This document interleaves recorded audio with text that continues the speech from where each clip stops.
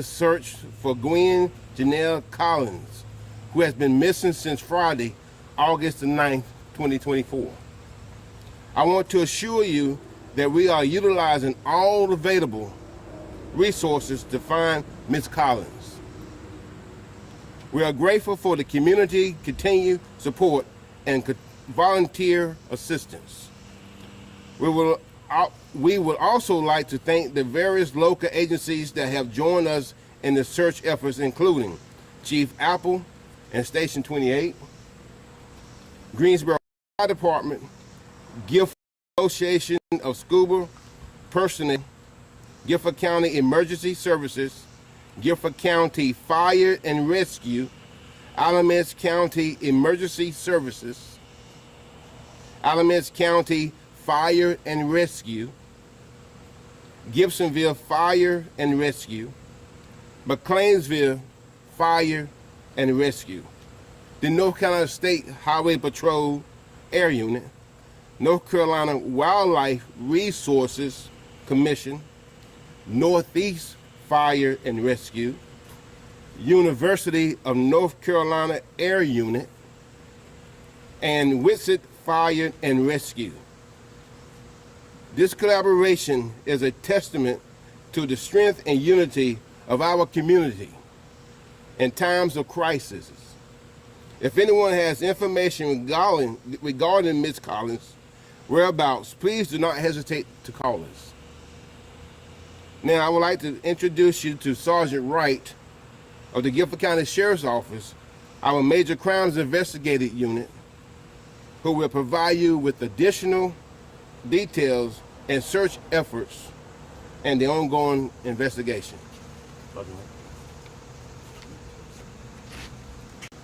Good afternoon, everybody.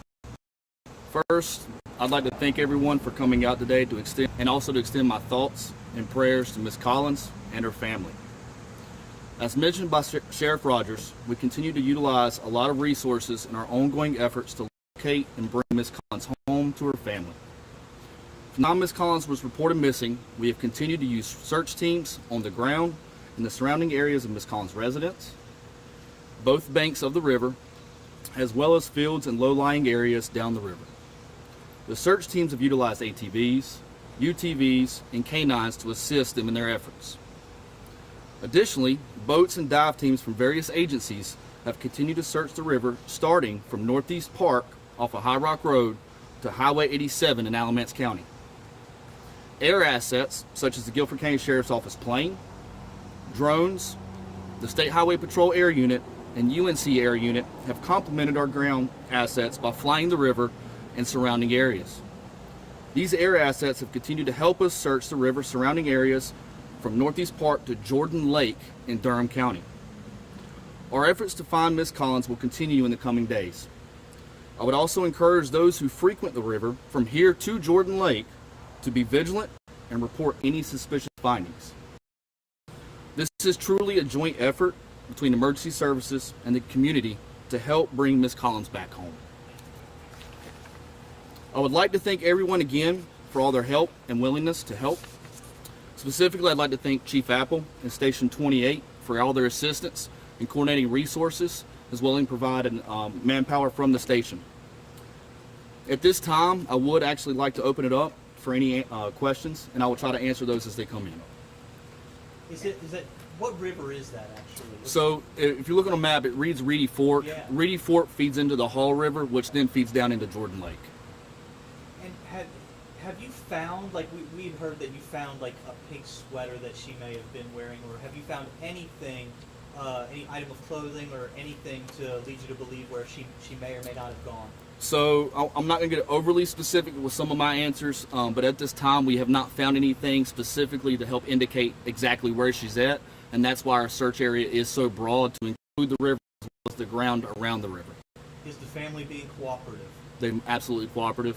We've talked to them multiple times. We've explained to them the resources that we have that are out here trying to assist with the search, and we're doing everything we can to try to bring Ms. Collins home. What have those conversations been like with the family? How are they doing? I think this is a tragic time for everybody. They're worried, concerned, just as we are. and we're doing everything we can to bring her home and give the family some answers. We're told that she was last seen by somebody walking on that road. Have y'all been able to speak to any witnesses that might have seen her last? We have had some people in the community who have seen her. Again, I don't know if everybody remembers, but during that time frame, it was very rough conditions weather-wise. So we were working against that already. But we have had several witnesses who did observe her in the general area, and that's why we're really focusing our efforts in and around her residence, the wooded area, the fields, as well as the river. And again, the river feeds all the way into Jordan Lake. Is there anything pointing to this potentially being something criminal related? At this time, we don't have anything to suggest that. Obviously, any investigation, we let the evidence speak, lead us the way we need to go. So we'll keep working on what we have and searching for the best we can. Did Miss Collins leave by foot or by car? She was on foot at the last time she was seen. I know that we saw the Haw River was especially high last week from over flooding. Is that a factor in the search? Yeah, absolutely. The flooding itself is a big factor. Just for instance, right now, as of yesterday, the flow of the river was about 50 cubic feet per second. Around the time she went missing, it was over 4,000. So that's a hurdle that we've had to face, and that's why we've stretched the search area out as far as we have to make sure we're covering all the ground that we can. How active has the tip line been and tips that y'all are receiving from the community? We've had a lot of information come in from the community, and again, that's one of the reasons why we wanted to do this as well, to kind of keep it fresh on everybody's mind. Any support the community can give us, if they see anything, especially from here down to Jordan Lake, or in the general area of her residence, if they see anything, please call and let us know. Given her medical conditions of schizophrenia and the medication she is missing, would you guys say this is more of a body recovery effort? With that question, our biggest thing as a community, emergency services, our biggest thing is just bringing her home. That's what we want to accomplish. So that's our goal. And y'all listed off a bunch of agencies that are involved in this search. Can you kind of just dive deeper into just how extensive the search is? I know you said drones are using dogs and stuff like that. Yeah, so again, the search area, and we're talking several miles, also several acres in and around her residence. Bellflower Lane, it runs all the way from 61 all the way down south, almost to the river. So in and around that entire area, as well as areas going further east off the river. That includes farmland, wooded area, the banks. So we're going to continue that search and continue moving eastward as we see fit. And you're talking about all the way from here to Jordan Lake, so it's different jurisdictions. Correct. I mean, how taxing is a search effort like that? It's taxing, but we've been very fortunate that we work very, very well with our surrounding agencies. Like we mentioned before, the State Highway Patrol came in with their air unit, which was a tremendous help to cover that distance. And just yesterday, UNC Air Unit assisted with our efforts and flew from Highway 87 all the way down to Jordan Lake in Durham. And how many hours? And how many hours would you say y'all were communicating? I know I saw y'all out there earlier this morning and yesterday. I would say anywhere between 10, 12 hours, as much as we have to, especially if we have a lead, we'll work it until we can. Okay? Thank you. Thank you, guys.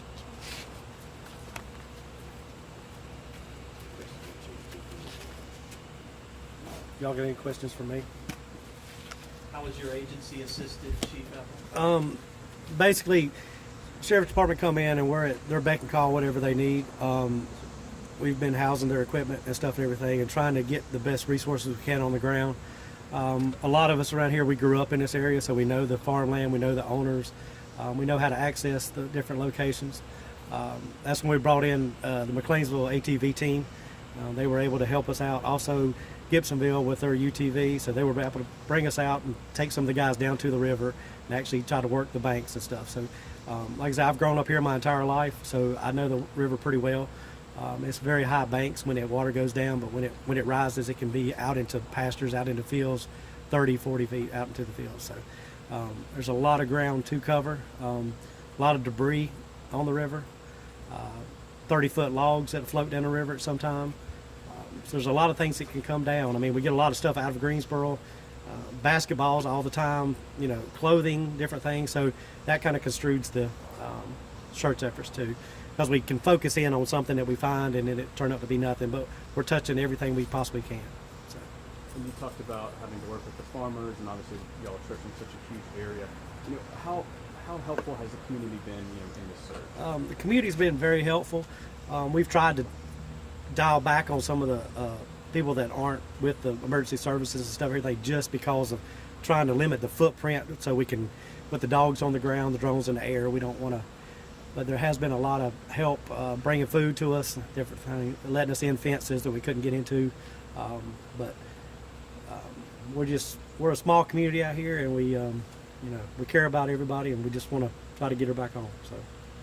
And as a first responder, I mean, I know you see a lot of things, you kind of get immune to certain things, but with a situation like this, how much does it play on your heart if you really want to find Miss Collins? Oh, most definitely. Like I said, we're growing up around here. Everybody right here knows everybody, so we've been on Bellflower quite a bit. We know those roads quite a bit. Know most of the people down that area. So yeah, it's tiring on us. I mean, it's I couldn't tell you. I've only had a handful of hours sleep since last Friday. So we're going to continue to search just till we can't search anymore. So. One more question? How long can a search like this go on before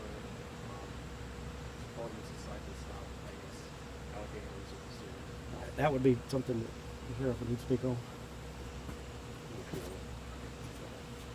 So, in regards to that question, obviously the main thing here is just to make sure we've covered everything we physically possibly can. If we have any new information come in, chase down those leads and get those answers. So we'll continue to work it. It may be a few more days, it may be another week. It just depends. Obviously, we are using up resources, but luckily everybody wants to be a part of this, so we'll continue to use those until we hopefully have an answer.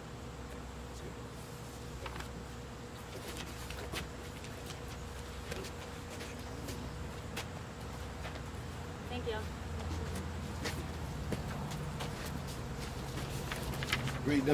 Great job. My Amazing. phone overheated. What, your phone overheated? You know it would. Need that umbrella. Nice meeting you, Chief. Thank you.